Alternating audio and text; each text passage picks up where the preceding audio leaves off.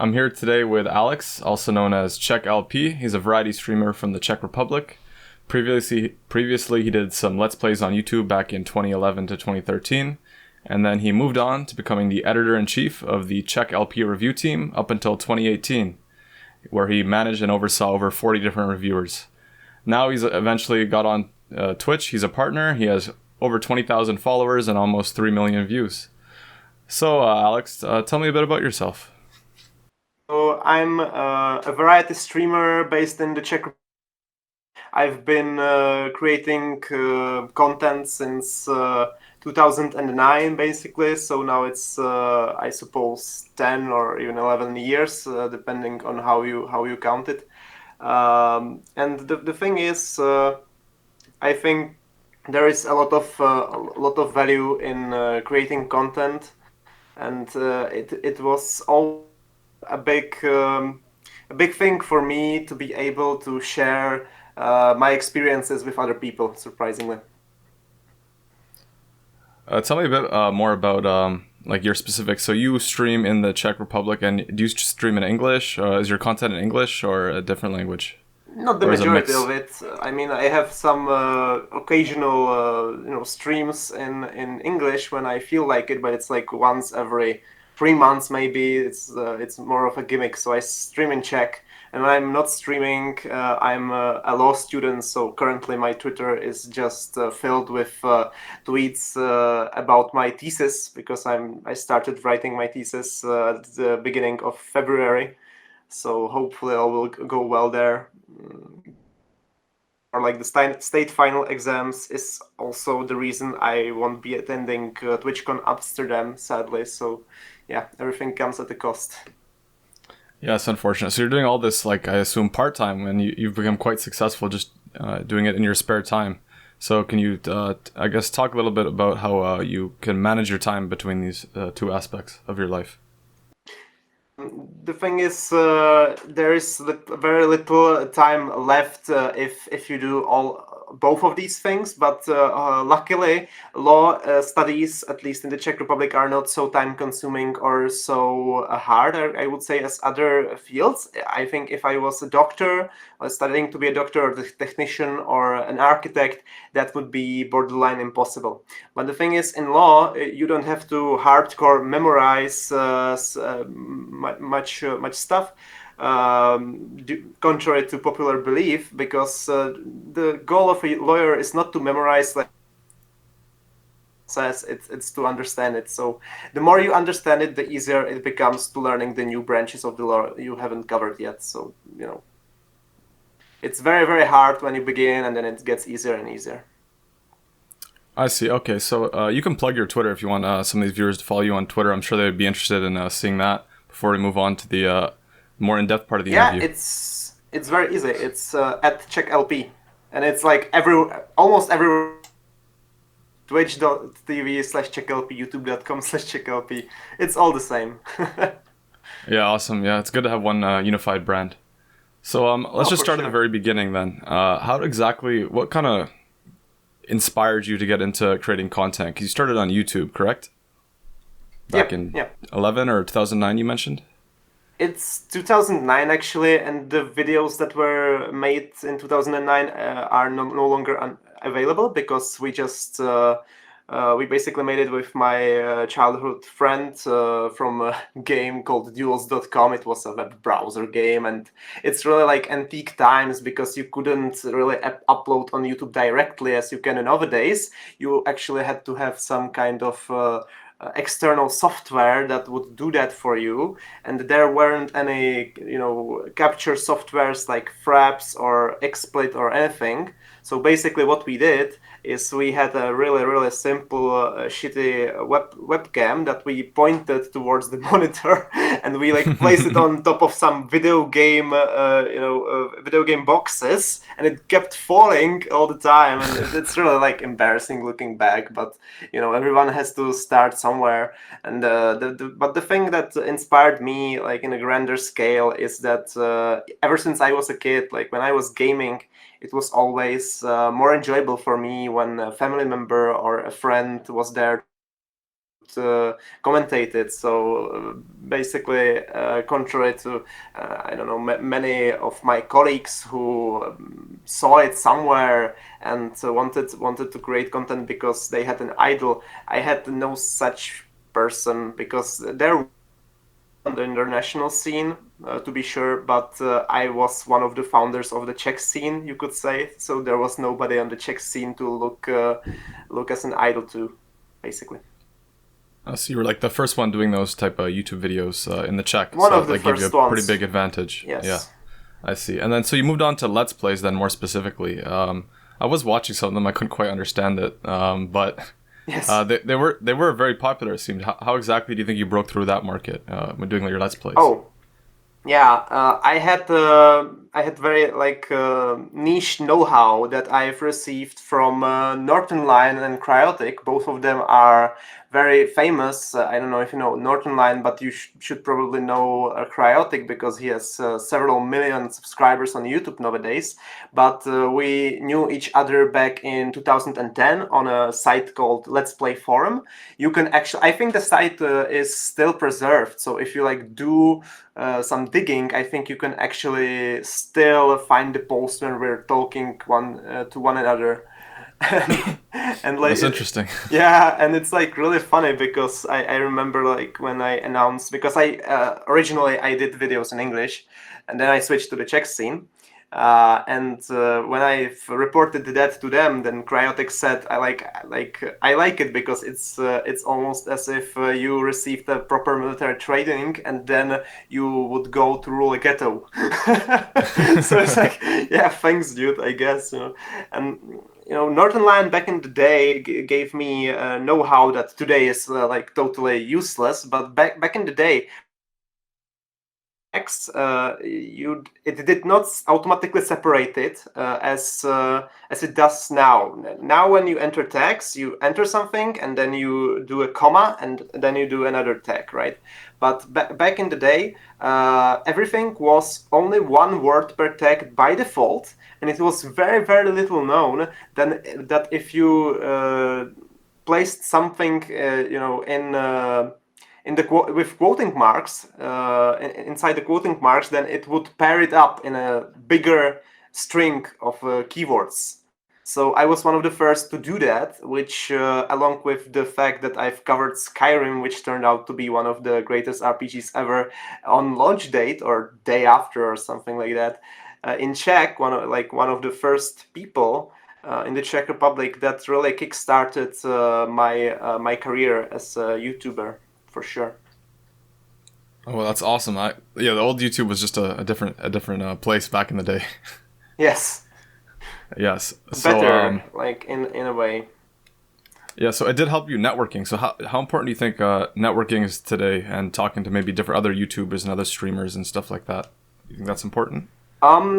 It's more important, surprisingly, when you're a smaller creator than when you're a bigger one. It's very counterintuitive, because you would think, okay, well, when you are a bigger content creator, it means that you can get bigger, other content creators to support you, and thus the absolute number of the support will get bigger. That's true, but the thing is, once you grow, you technically don't need anyone else, because you already grown, right? It's always beneficial to have some bonuses and stuff, and I'm open to any kinds of cooperation. But for smaller content creators, it's basically a life. It's a need. You need it.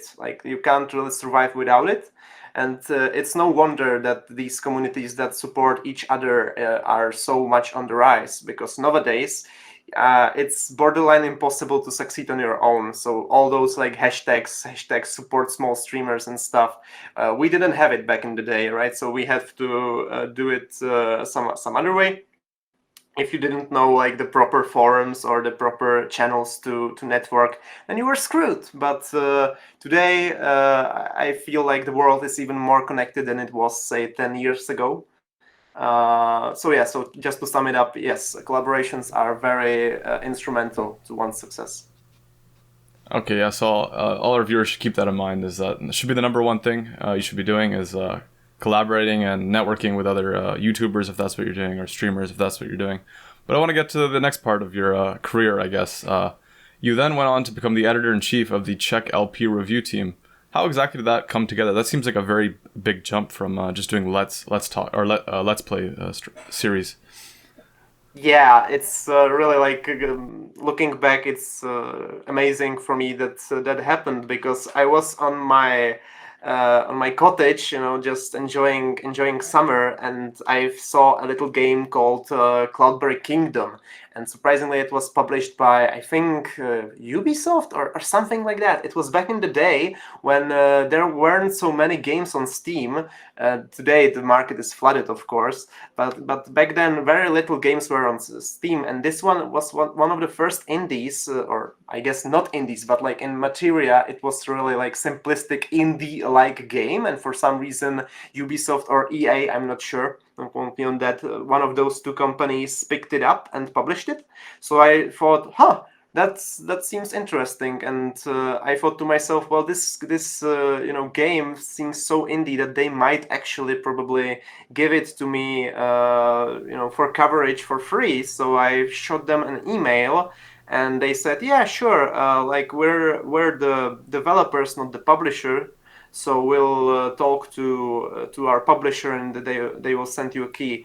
And the publisher did not send the key, so I pinged them like 2 weeks after, like, hey, where's my key? Or like, and they said, oh, we're so sorry, we will buy a key for you, like from our own funds, and give it to you. That's so insane. And then I thought, well, that's all great and all, but if I want to do this on a larger scale, I can't do it on my own. And I paired up with some of the people that I started the scene with. Some of them were fans. One of them, like the founding member, was one of my first 50 subscribers on YouTube. One of them was my colleague, and two more of them who actually have been made viral thanks to the collaborations with us. You can know them by their aliases as Medbros. They have like several hundred thousand subscribers, but are not publishing videos anymore. Those were the founding members, and we grew in numbers, and people went and came. The longest team member was, I think, Michal Schmidt. I've sent you actually the tweet. You can see a photograph on him there. And he stayed for 2 years. Yeah, so we've been publishing reviews for 5 years, almost like to the day, and I've been editor-in-chief for all of the time. So you can imagine that like it was kind of like heartbreaking to see the people go and come, and it was very like emotionally Yeah, it was very emotional. taxing, Yeah. let's say. Yes. Yeah. Yeah, that's a crazy jump, and then that was also very successful. If you guys, anyone watching wants to check it out, it's still on your YouTube channel. Some of the reviews, I think, I was looking at. Yeah. Yeah, so then you eventually, from that point, I think in 2018, you stopped doing reviews, and then you moved on to Twitch. That's another pretty big jump from like reviewing to becoming a streamer, or is that more of a natural transition, do you think? How did that happen? Well, it wasn't as much as transition, because you have to know that I've been doing the stream thing like on the side the whole time, right? I've been streaming on Twitch since 2011. I've been publishing YouTube videos since 29, but technically also 2011 in Czech at least. So it's like side by side, but the only difference is like the Twitch one was more of a side gig back then, and in 2017 I've became affiliated, and in 2018 I've made a partner in I think February 2018. So in summer 2018 I've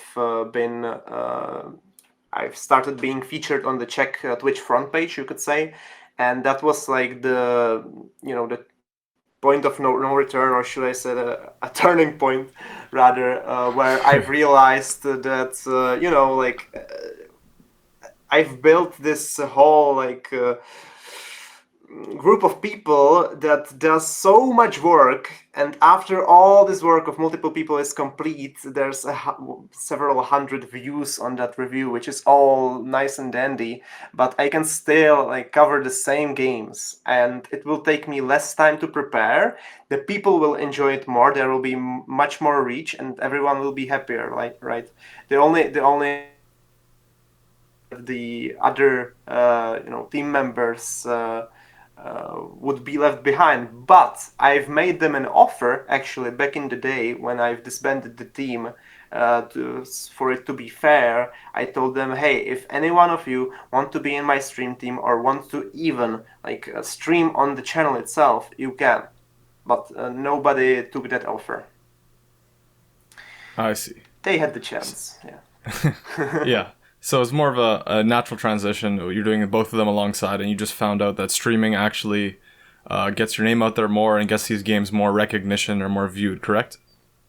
Which blew up like in an insane proportion. I think if you look at my social blade, my for Twitch, you can see that views wise, it was like pretty much nothing, nothing, nothing, and then it exploded in mid 2018. Oh, that's crazy. So let's It's talk a little bit more yeah. about streaming. So that's what you're doing now. That's where you're gonna hopefully be, or you are very successful in streaming. That's where you can help out all these viewers that are watching this video. So let's start off with the Yeah. games. Are there any particular games you feel are best suited for streaming, or do you just stream anything that catches your eye? Yeah, I'm a variety streamer. I always joke that I'm like a mercenary streamer, basically, because I'm very pragmatic slash like maybe even you can say opportunistic in what I stream. It wasn't always so, but due to Hearthstone becoming not so entertaining anymore, and due to the Blizzard boycott, I had to I had to stop streaming Hearthstone for fundamental reasons of my beliefs. Then I streamed for poker. I streamed poker for a year. I've made like $1,000 out of $25 on PokerStars. Oh wow. Uh, and then in 2019, I've transitioned into full variety streaming. So currently, like you can catch me stream anything from Red Dead Online to Teamfight Tactics to League of Legends, like yeah, some single player RPGs, whatever. The key aspect is that I always like look at my viewership and I look well, what is like the biggest category that I wouldn't be like totally repulsed to play or stream, that I would be the most viewed streamer in that given time, in the given category, in the given language, because that is essentially how you optimize your discoverability on Twitch nowadays. I see. So you want to pretty much become the biggest in a certain game or a category, correct? Is that what you're saying for determining what What you want I'm to play? saying, because it's more of a in the moment thing. I never know what I stream. Like before actually starting my stream, or like 20 minutes before, because I just do a quick little like market survey of the moment, and I decide what is most optimal for me. There is actually a site for this, but I have my own custom software made by my former classmate who is studying IT. But of course, this is not available to your viewers. But what is available is, I think it's called something like Stream Strike. No, I don't know. Like if you Google like what to I'll look for it stream. and put it in the description of this Yeah, video yeah, for yeah, everyone yeah, yeah. watching. Yep. We can definitely search for that after the interview. I'll give you the link. But it's very like a useful tool either way, because so many people like just decide, all right, well, I'm going to stream either like I'm going to stream League of Legends, which, well, good luck getting famous on that because it's the most streamed game, or it's the total opposite end of the thing. Like I'm going to stream, something that nobody else streams, which is so far so good. But the thing is, there's a high chance nobody will watch it either, right? So you have to really find the sweet spot, and that is not possible without a supply and demand at the end of the day. Twitch is a marketplace at the end of the day, and the product is the free entertainment, right? So Yeah, that's right. it's like any other marketplace. You have to do your research. Otherwise, you're just throwing darts while blindfolded, which Yeah, usually that's does right. not end well. So, someone just starting off, so let's say they got no viewers, nothing. What are some like tips you'd give to them if they just want to start streaming? Let's say they listen to this video, they haven't streamed before, and they want to get into streaming. What are some of the biggest tips you can give them, or most important, you think? The easiest thing, the easiest way how to build your audience is to start with the people who are already your audience, like in real life. Like what I mean by that is your friends, family, whatever, co-workers, classmates, these types of people that you're already interacting with, that can sort of like be persuaded to perhaps like help you start off. Yeah, you really shouldn't push them to it too hard, but you can definitely bring it up. Yeah, and these are the people that will help you, kickstart the whole thing. After that, they can certainly like recommend you to their friends, and it's basically something as I don't want to say pyramid scheme, but it basically grows and grows right from there. And the thing is, even if you have like 5 average views based on this first step, that's great. Like you can find another person with the 5 average views, and you combine it, and you host each other, and then the communities become intermingled, and suddenly you both have 10 average views, right? So that's basically how I would recommend building your stream in 2020. The answer would be very, very different if you asked me the same question like 5 or 6 years ago. But I tried to keep my advice relevant. So yeah, at this day and age, this is the way to do it. You can ask me in 5 years' time, and perhaps I'll say something different again. Yeah, so just to wrap that up, so just start off with your friends and family, and then also find some other small streamers that maybe you can host each other and partner up so you can grow together, correct?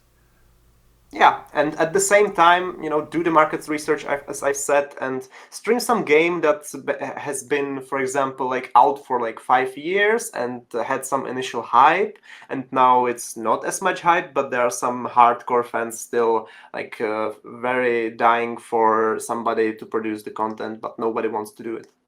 There's plenty of games like that. I can't give any concrete examples because it would ruin that, right? I would say like, oh, do game A, and everybody would do game A, and therefore game A would be unusable anymore.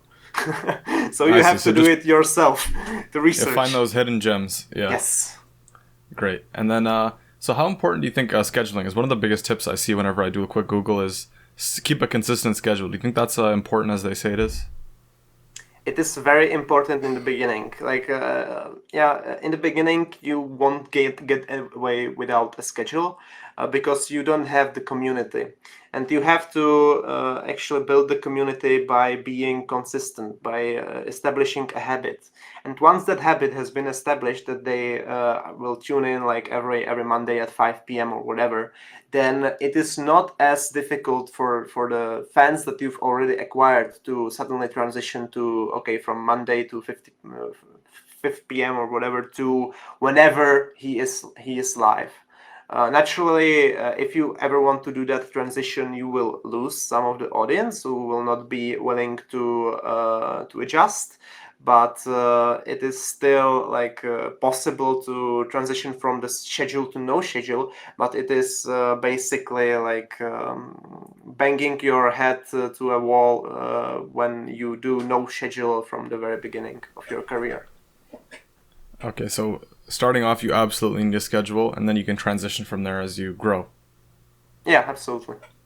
Okay, great. And then, so this is a little bit more about actually streaming. We talked about the logistics, marketing, stuff like that, but when you're on stream, how do you actually behave yourself to be more attractive to your audience member? Not attractive physically, but more, they want to watch you pretty much. How exactly do you do that? How do you behave yourself on stream?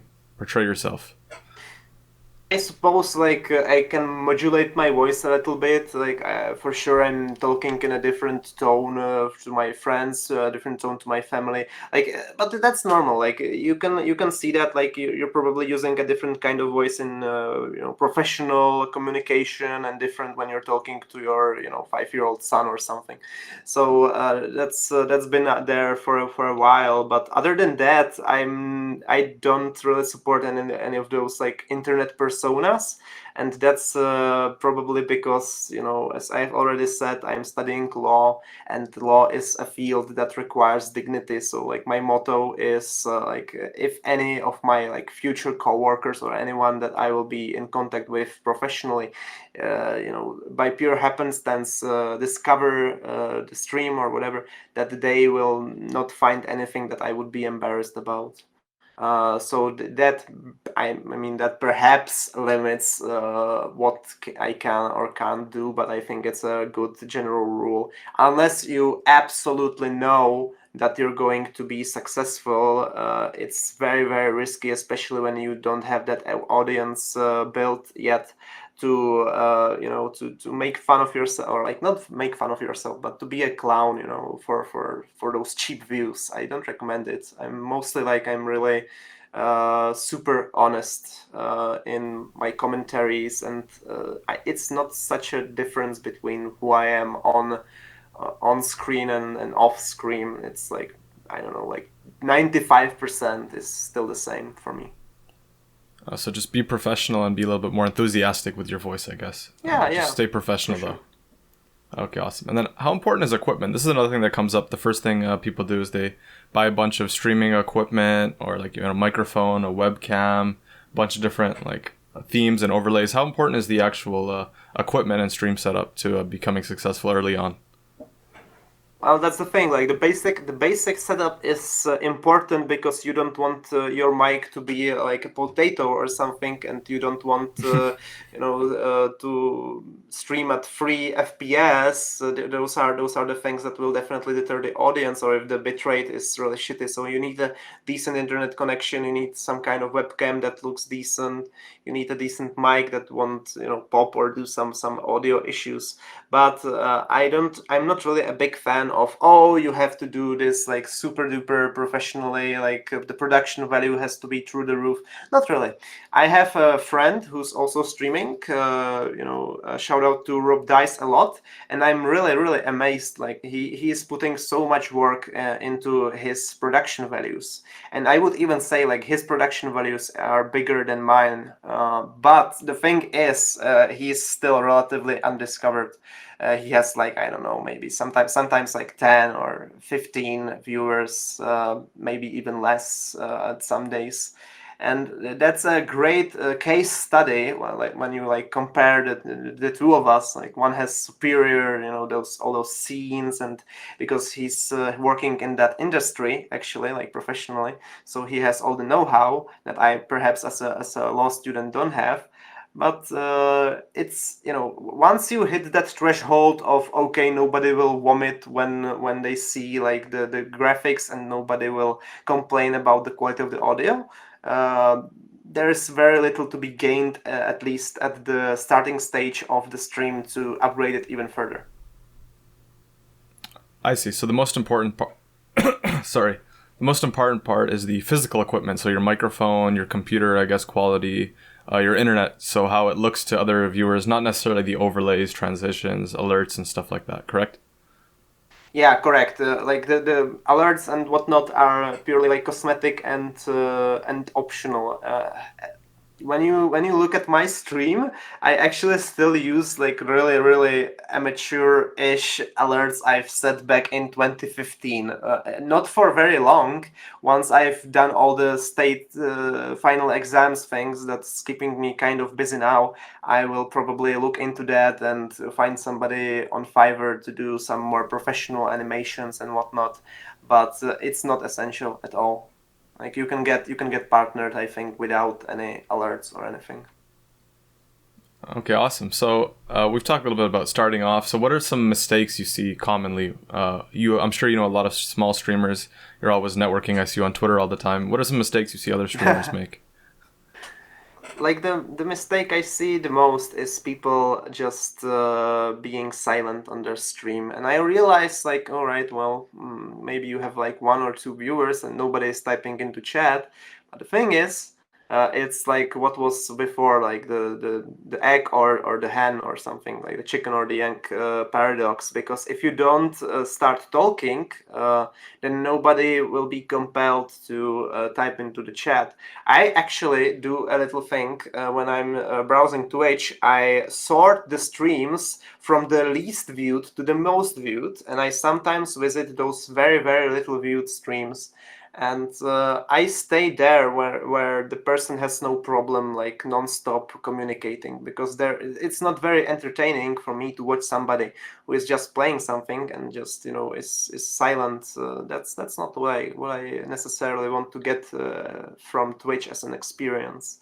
That's one of the mistakes. The second one, of course, is like we already covered it in the previous section, is like emphasizing the production values before actually building that audience. And the third is like undermining yourself prematurely by like alienating too much people. Like if you have some controversial, let's say, opinions, that's all might fine, but it might be wise to perhaps keep them, for yourself, for the for the Yeah. most part. Yeah, don't get too political, I guess, on your Twitch stream. For sure. Yeah, so once you start having maybe a couple of viewers, how do you continue to interact with your fans and build a community? I see lots of people nowadays, they have a Discord. I even see a lot of giveaways on Twitter and stuff. How important are those, or do you think those even help very much? Oh, those are very, very important, I would say, because the thing is, one could say that I've made my success, very well, not almost exclusively, but the giveaways were a very integral part of my success on Twitch. Because thanks to the fact that I was an editor-in-chief of the game review team, I've accumulated during the 5 years of the team's service a lot of keys to give away. So I didn't have to invest well, no, I had to invest time, of course, but I didn't have to invest any money. And the developers just send it out usually after we handed a review in gratitude, like, all right, here's like 5 to 10 keys or whatever for you to give away.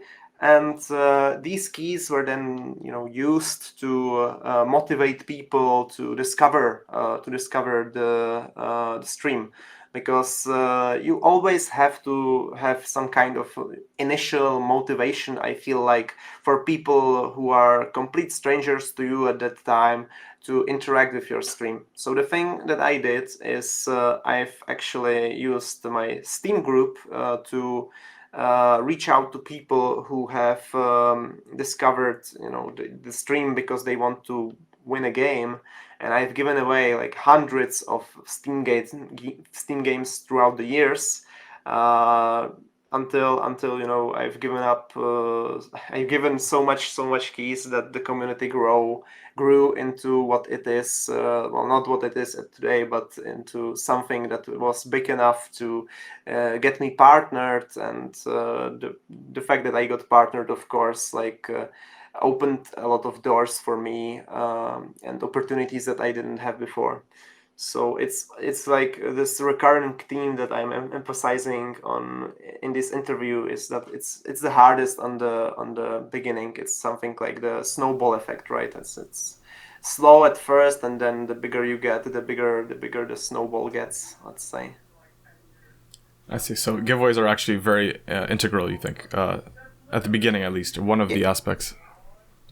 It's the only way to achieve success. But if you are like a mid-range gamer, like a core gamer like me, who plays a lot but is not necessarily like super amazing at some specific game, then for sure, because there's a lot of people that actually like won some kind of very prestigious tournament and became famous because of people discovering them from that. I think like Riparian is one of them, Disguised Toast, Forsen. Those are all people, to the best of my knowledge, that got discovered thanks to winning some, or at least participating in some very like high visibility tournaments. So that's another, another path to take.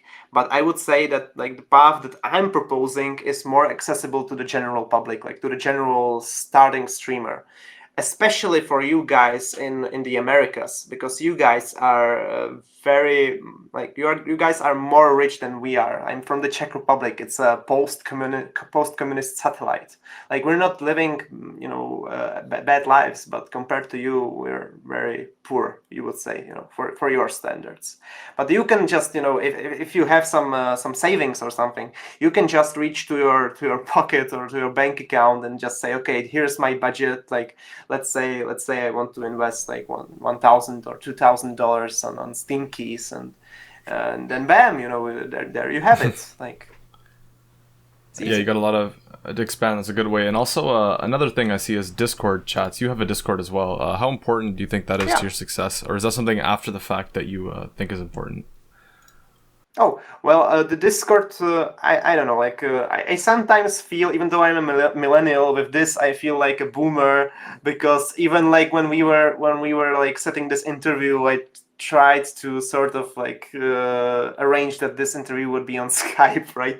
But of course I have Discord, but I feel like that's not something that I fully integrated. So I have a Discord server, but I don't think it's essential, because if you would look at my Discord server, you would see that there's not much going on there, like as compared to other people's Discords.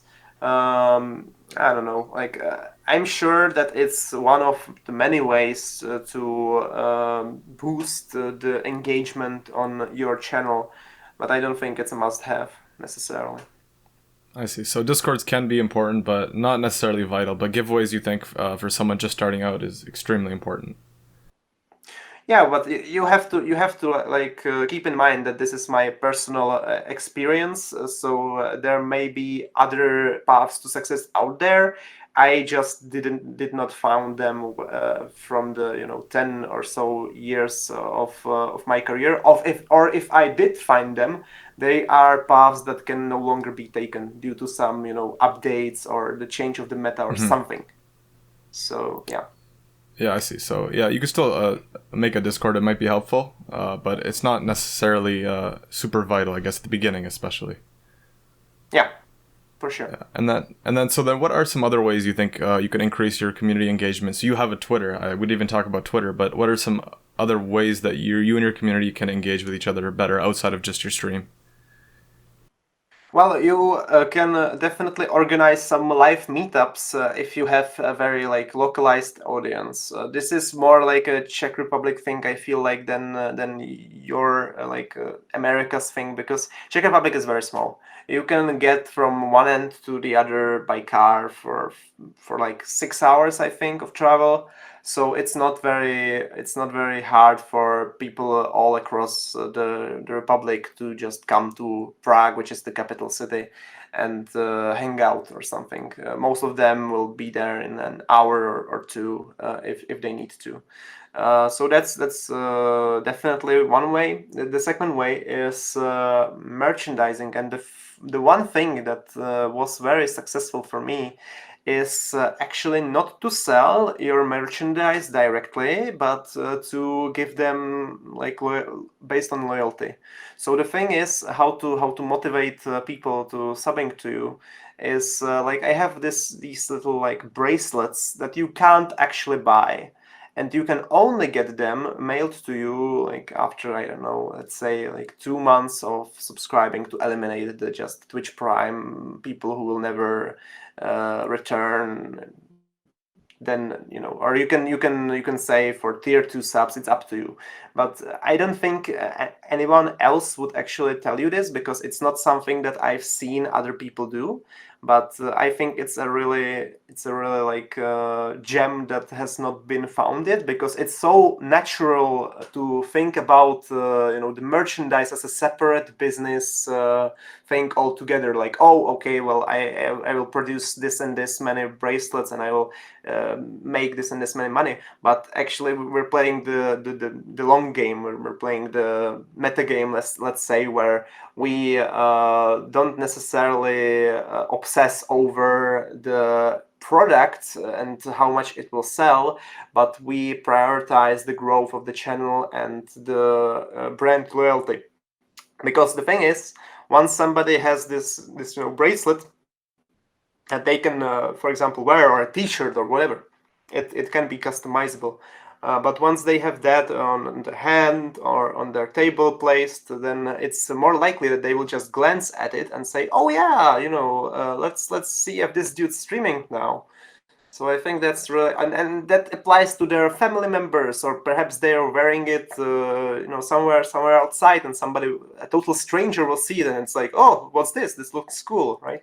So I think that's a path that can be explored for sure.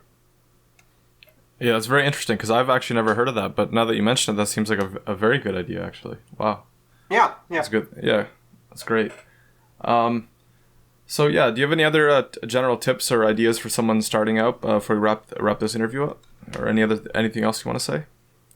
I will go like full meta by saying you will probably do best by searching more podcast and education materials like this, because you've listened to this one person's opinion, and yes, he got successful by doing specifically this.